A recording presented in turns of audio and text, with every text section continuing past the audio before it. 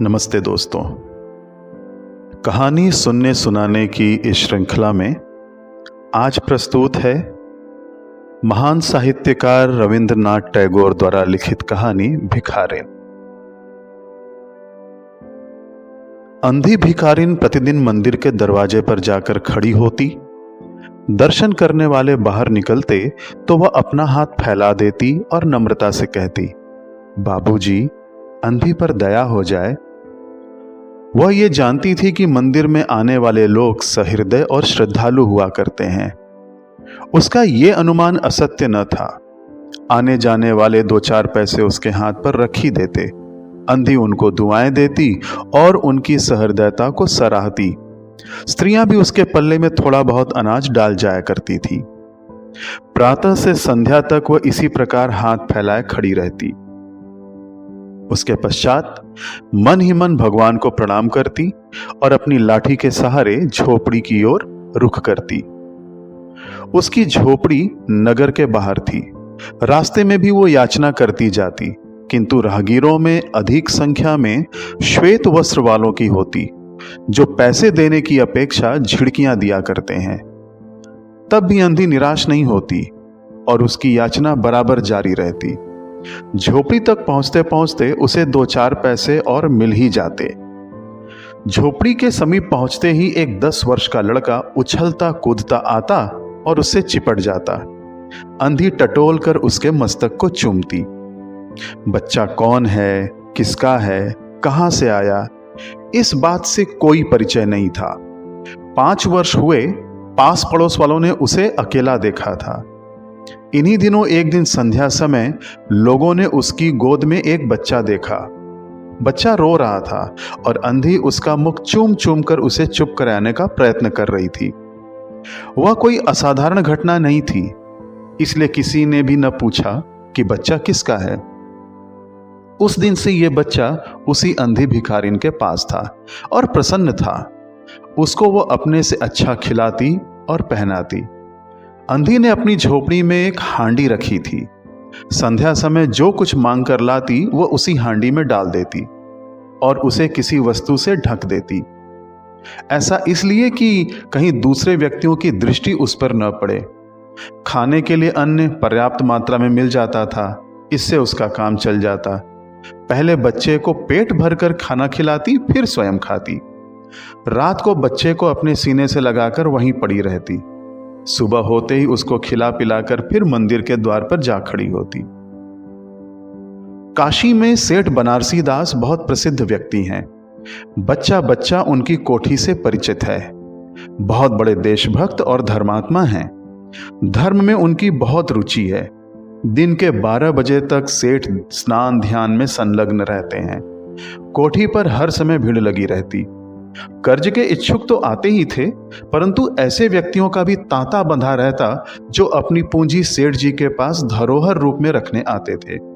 सैकड़ों भिखारी अपनी जमा पूंजी इन्हीं सेठ जी के पास जमा कर जाते। अंधी को भी ये बात पता थी, किंतु पता नहीं क्यों अब तक वह अपनी कमाई यहां जमा कराने में हिचकिचाती थी। अंधी को भी ये बात पता थी, किंतु पता नहीं क्यों अब तक वह अपनी कमाई यहां जमा कराने में क्यों हिचकिचाती थी। अब तक अंधी के पास काफी रुपए हो गए थे। हांडी तो लगभग पूरी भर गई थी। अब भिखारिन को यह शंका थी कि कोई उसके पैसे चुरा न ले। एक दिन संध्या समय अंधी ने वो हांडी उठाई और अपने फटे हुए आंचल में छिपाकर सेठ जी की कोठी पर पहुंची। सेठ जी उस समय बही खाते के पन्नों को उलट रहे थे। उन्होंने पूछा, क्या है बुढ़िया? अंधी ने हांडी उनके आगे सरका दी और डरते डरते कहा, सेठ जी, इसे अपने पास जमा कर लो। मैं अंधी अपाहिज कहां रखती फिरूंगी। सेठ जी ने हांडी की ओर देखकर कहा, इसमें क्या है?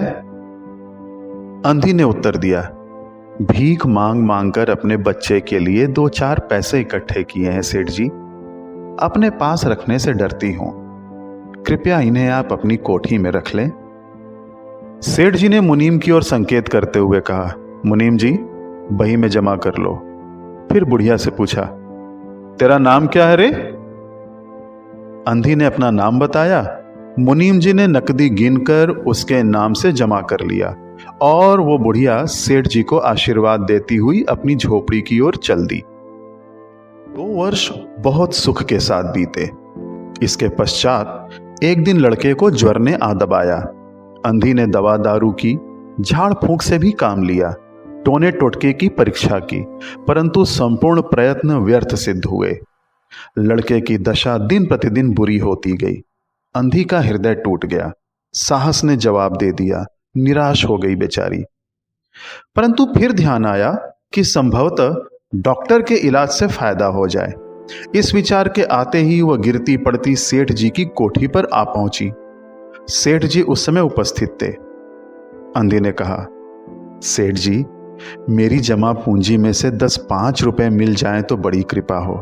मेरा बच्चा मर रहा है, डॉक्टर को दिखाऊंगी। सेठ जी ने कठोर स्वर में कहा, कैसी जमा पूंजी, कैसे रुपए? मेरे पास किसी के रुपए जमा नहीं है। अंधी ने रोते हुए उत्तर दिया, 2 वर्ष हुए मैं आपके पास धरोहर रख गई थी सेठ जी, दे दीजिए, बड़ी दया होगी आपकी। सेठ जी ने मुनीम की ओर रहस्यमयी दृष्टि से देखते हुए कहा, मुनीम जी, जरा देखना तो, इसके नाम की कोई पूंजी जमा है क्या? तेरा नाम क्या है रे? अंधी की जान में जान आई, थोड़ी आशा बंधी। पहले तो उत्तर सुनकर उसे लगा था कि सेठ बेईमान है, किंतु अब सोचने लगी कि संभवतः सेठ जी को ध्यान न रहा होगा। ऐसा धर्मी व्यक्ति भी भला कहीं झूठ बोल सकता है? उसने अपना नाम बताया। मुनीम जी ने पन्नों को उलट पलट कर देखा, फिर कहा, नहीं तो सेठ जी, इस नाम पर 1 पाई भी जमा नहीं है। अंधी तो जैसे ये सुनकर एकदम जमसी गई। उसने रो रो कर कहा, सेठ जी, परमात्मा के नाम पर, धर्म के नाम पर कुछ दे दीजिए, मेरा बच्चा जी जाएगा, मैं जीवन भर आपके गुण गाऊंगी। परंतु पत्थर में जोंक न लगी। सेठ जी ने क्रुद्ध होकर उत्तर दिया, जाती है या नौकर को बुलाऊं? अंधी लाठी टेक कर खड़ी हो गई और सेठ जी की ओर मुंह करके बोली, अच्छा, भगवान तुम्हें बहुत दे, और अपनी झोपड़ी की ओर चल दी। आशीर्वाद नहीं था, बल्कि एक दुखिया का श्राप था। बच्चे की दशा बिगड़ती ही गई, दवा दारू हुई ही नहीं, फायदा क्यों होता? एक दिन बच्चे की अवस्था एकदम चिंताजनक हो गई, प्राणों के लाले पड़ गए। उसके जीवन से अंधी भी निराश हो गई। सेठ जी पर रह रहकर उसे क्रोध आता था। सोचती थी, इतना धनी व्यक्ति है, 2-4 रुपए दे देता तो क्या चला जाता, और फिर मैं उससे कुछ दान तो मांग नहीं रही थी, अपने ही रुपए मांगने गई थी। उसे सेठ जी से घृणा हो गई। बैठे बैठे भिखारिन को कुछ ध्यान आया। उसने बच्चे को अपनी गोद में उठा लिया और ठोकरें खाती गिरती पड़ती सेठ जी के पास पहुंची और उनके दरवाजे पर धरना देकर बैठ गई। बच्चे का शरीर ज्वर से भभक रहा था और अंधी का कलेजा भी। एक नौकर किसी काम से बाहर आया। अंधी को दरवाजे पर बैठा देखकर उसने सेठ जी को सूचना दी। सेठ जी ने उसे आज्ञा दिया कि उसे दरवाजे से भगा दिया जाए। नौकर ने अंधी से चले जाने को कहा, किंतु वो उस स्थान से एकदम न हिली। नौकर ने उसे मारने का भय दिखाया, पर वह टस से मस न हुई।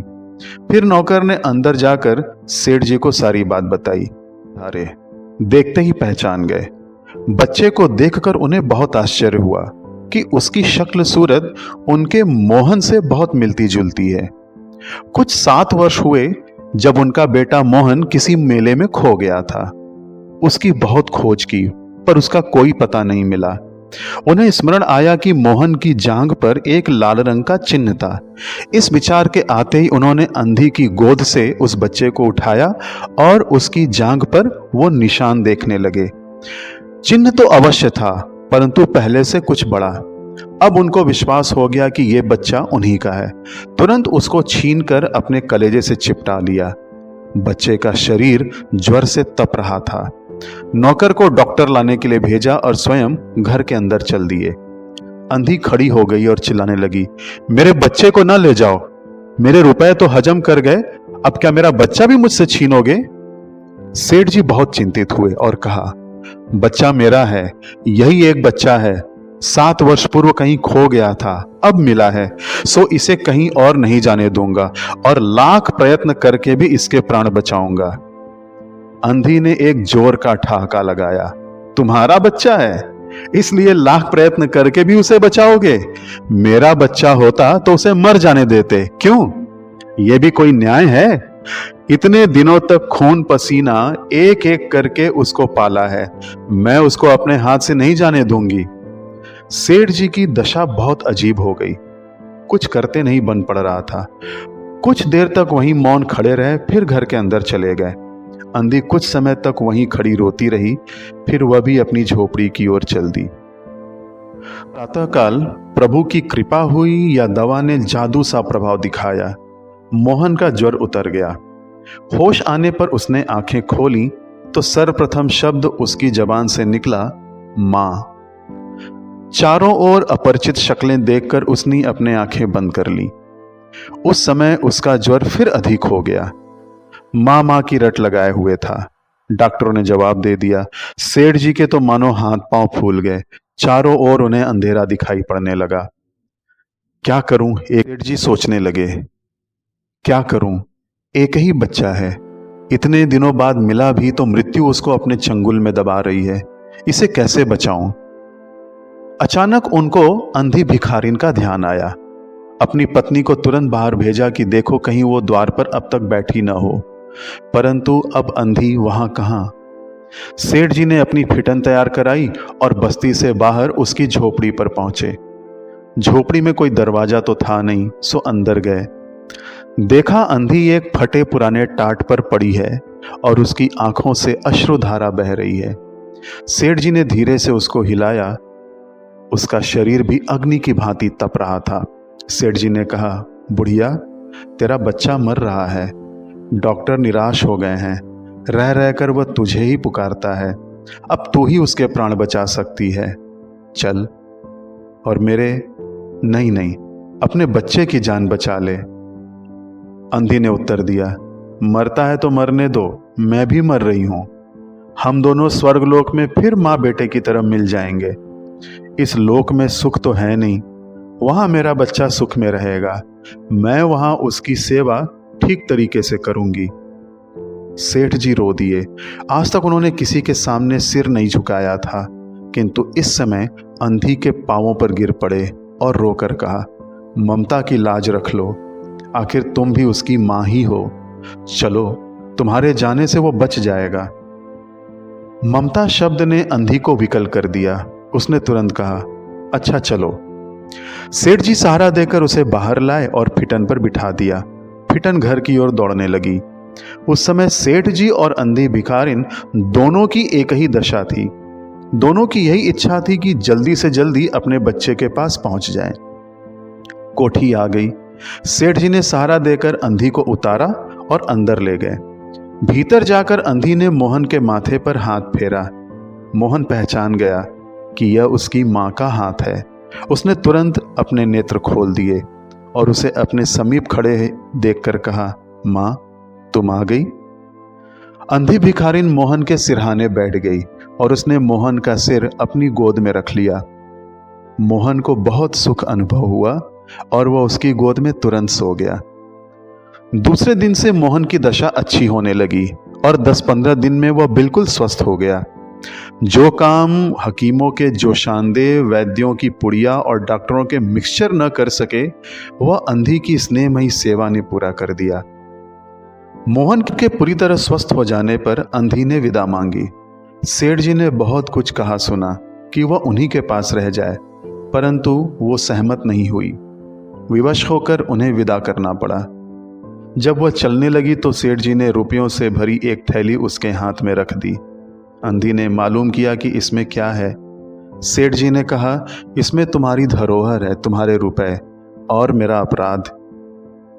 अंधी ने बात काट कर कहा, ये रुपए तो मैंने तुम्हारे मोहन के लिए इकट्ठे किए थे, उसी को दे देना। अंधी ने थैली वहीं छोड़ दी और लाठी टेकती हुई चल दी। बाहर निकलकर फिर उसने घर की ओर नेत्र उठाए और नेत्रों से अश्रु बह रहे थे, किंतु वह एक भिखारिन होते हुए भी सेठ से महान थी। इस समय वो सेठ एक याचक था और वो भिखारिन एक दाता।